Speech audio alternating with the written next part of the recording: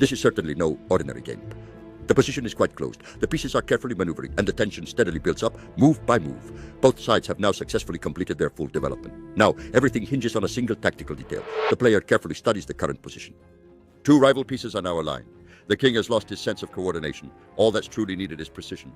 He knows he doesn't need a long attack, just an exact blow. And he decides to create a double threat, and then he executes a fork.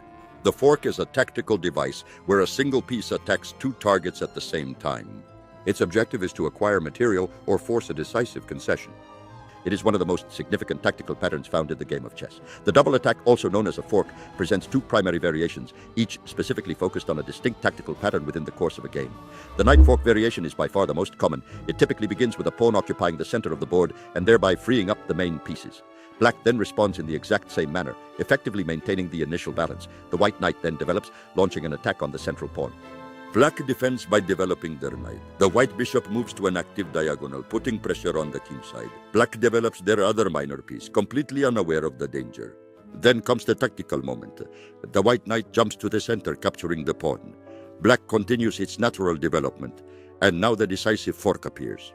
The knight delivers a check to the king and at the same time attacks the queen. It's a perfect fork. Grandmasters frequently use this knight fork to win valuable material or to create positional weaknesses after careful strategic preparation. It's not a trick, but the tactical consequence of a superior position. The pawn fork variation begins with the pawn occupying the center and freeing the main lines. Black responds in the same way, maintaining the initial balance. The white pawn continues its advance, preparing a crucial fork tactic. Black captures in the center, completely oblivious to the imminent danger that's approaching. The white pawn then advances, exerting strong pressure on Black's pieces. Black is trying to develop its pieces and consolidate control of the center. The white pawn continues its strategic advance, preparing to create the fork.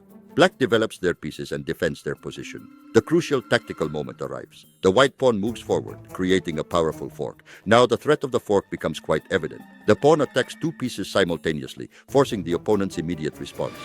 Now that you know how the fork maneuver works and all its variants, it's your turn to practice and truly master it. And the very best way you can do that is by joining BlackChess Academy. The link is in the description.